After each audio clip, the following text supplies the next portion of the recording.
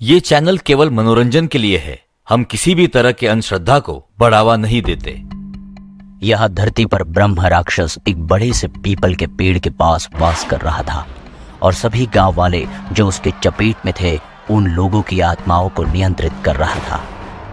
किसी की आत्मा लोगों के घर जला रही थी तो किसी की आत्मा गांव के जानवरों को मार रही थी। गांव में तबाही मची हुई थी। ये सब करके भी ब्रह्म राक्षस शांत नहीं था। उसको चाहिए थी मुक्ति। इसलिए उसने अपने नियंत्रित किए हुए लोगों को अलग अलग गांव में भेज दिया और उन लोगों को गांव से एक पवित्र आत्मा को ढूंढ लेकर आने को कहा।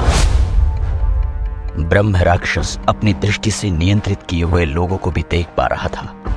उसका एक समर्थक दूसरे गांव में पहुंच गया। वहां उसके सामने जो भी आ रहा था वो सबको मार रहा था और सबसे लड़ भी रहा था।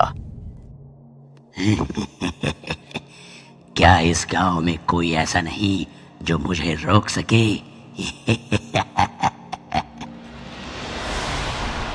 गांव के सभी लोग के बीच अफरा तफरी छा गई थी। लोग चीखते चिल्लाते भाग रहे थे तो कुछ साहसी लोग समर्थक को रोकने की कोशिश कर रहे थे। पर वो कहते हैं ना, जब अहंकार किसी के सर चढ़ जाता है तो उस वक्त उसे अच्छाई और बुराई में कोई फर्क नजर नहीं आता। नरभक्षी, मुझे लगता है तुम ठीक कह रहे हो। अगर ब्रह्म राक्षस को हमने अपने साथ मिला लिया तो शायद हमें हमारी मंजिल तक पहुंचने से कोई नहीं रोक सकता। जी महाराज, मुझे भी लगता है यही। वो दिन अब दूर नहीं जब धरती पर हमारा राज होगा। आगे की तैयारी कहां तक पहुंची है? इस किताब में उसे नियंत्रित कैसे किया जाए ये लिखा है। मैं इस किताब में दी गई विधि से उस राक्षस को रोकने की कोशिश करूंगा। तुम दोनों विधि का सारा सामान ढूंढ कर लेके आना और फिर हम विधि को शुरू करेंगे। तभी उनको घर से बाहर चीखने चिल्लाने की आवाज आती है।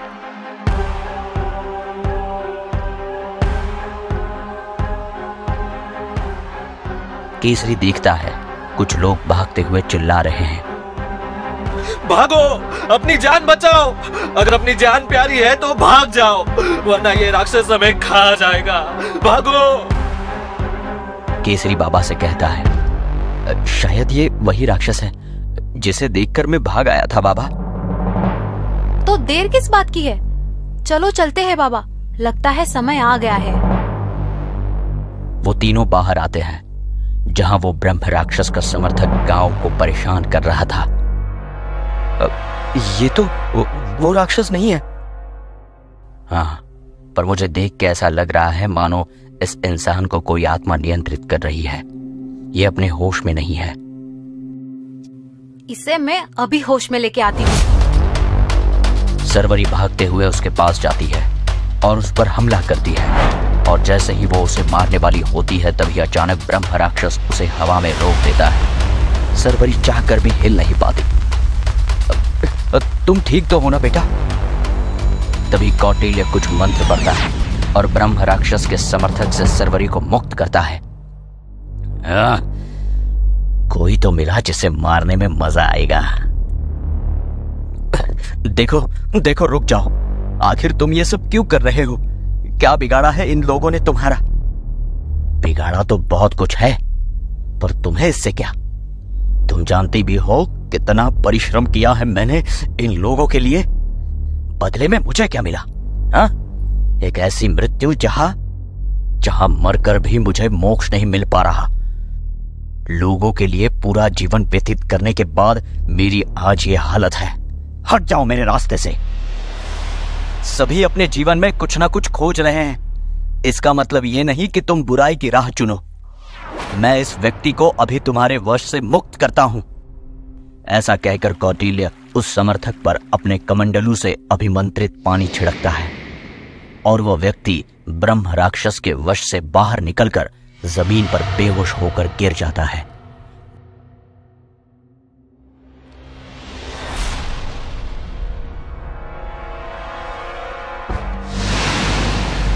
तुमने ये ठीक नहीं किया बाबा। लगता है तुम्हें विद्या का सही उपयोग सिखाना होगा। इस बाबा को भी घोर विद्या प्राप्त है, शायद ये मेरी मुक्ति का सहारा बन सकता है। ऐसा कहकर ब्रह्म राक्षस उस ओर जाने लगता है। उसके पीछे पीछे उसके नियंत्रित लोग भी चलने लगते हैं। ये नजारा कुछ ऐसा था मानो धरती का अंत अब पास आ गया हो। अब तो इंसानों को खत्म करने से हमें कोई नहीं रोक सकता महाराज।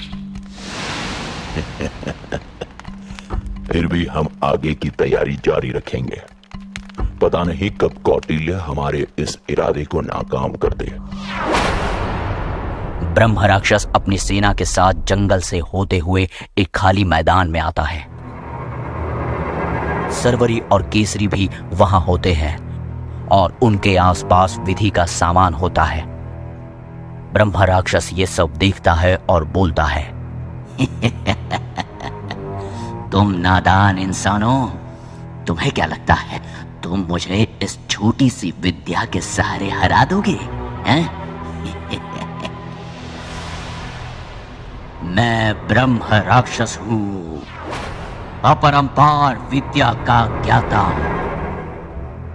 तुम जो कोई भी हो, तुम्हें हम जरूर सबक सिखाएंगे। ऐसा कहकर सरवरी ब्रह्म राक्षस पर हमला करती है। तभी ब्रह्म राक्षस के सेना के लोग उसे पकड़ लेते हैं।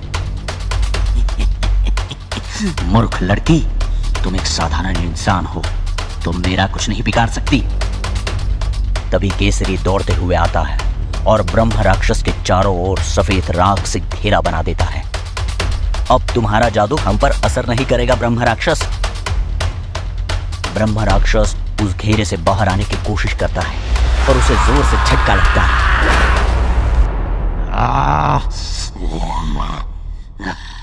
लगता है तुम्हें भी कोई विद्या प्राप्त है। तभी कौटिल्य वहां आता है। तुम्हारा सामना बच्चों से नहीं बल्कि मुझसे हुआ है ब्रह्म राक्षस। ऐसा कहकर कौटिल्य कमंडलू से अभिमंत्रित पानी उसकी सेना पर छिड़कता है और सभी लोग जो ब्रह्म राक्षस की चपेट में थे वो मुक्त हो जाते हैं। पर हमेशा की तरह बाबा से एक गलती हो जाती है। पानी की कुछ बूंदें ब्रह्म राक्षस के चारों ओर बने घेरे पर पड़ती है और वो घेरा टूट जाता है। मूर्ख बाबा, तुम्हारे पास विद्या तो बहुत है, पर लगता है तुम्हें इसे इस्तेमाल कैसे करते हैं उसका जरा भी अंदाजा नहीं है। ब्रह्म राक्षस उसके घेरे से बाहर आता है और केसरी जो उसके पास खड़ा था उस पर एक जोरदार हमला करता है।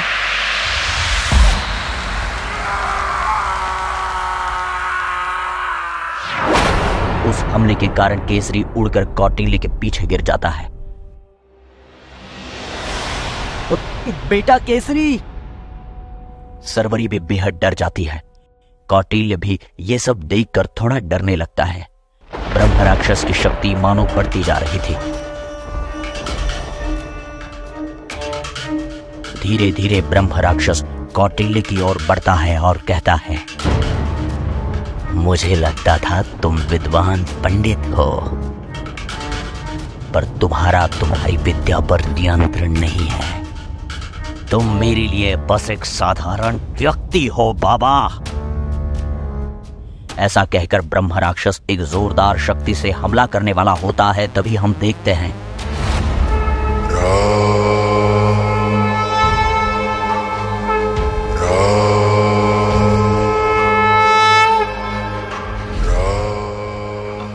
नहीं, ये कैसे मुमकिन है?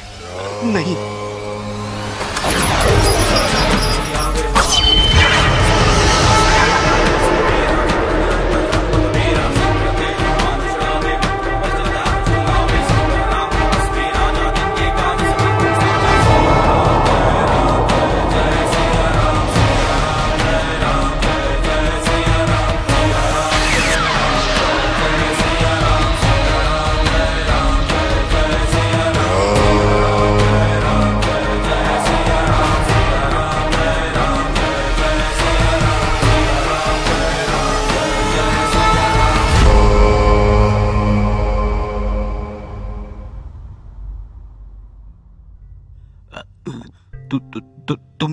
कौन हो? मैं प्रभु हनुमान का भक्त और प्रभु श्री राम का दास केसरी हूं। प्रभु मुझे माफ कर दीजिए प्रभु। मैं अपने अहंकार में आके अपना होश खो बैठा था। मैं बस इस धरती से मोक्ष पाना चाहता था प्रभु। इस मोह के दुनिया से मुझे मुक्त कर दीजिए प्रभु। मुझे मुक्त कर दीजिए। अरे मूर्ख, तुझे मुक्ति देने वाला मैं कोई नहीं हूं। मैं तो बस तुझे रोकने आया हूं। जो तुम कर रहे हो वो बहुत गलत है। इसे यही रोक दो और मोक्ष पाने के लिए अपनी विद्वत्ता का सही उपयोग करो।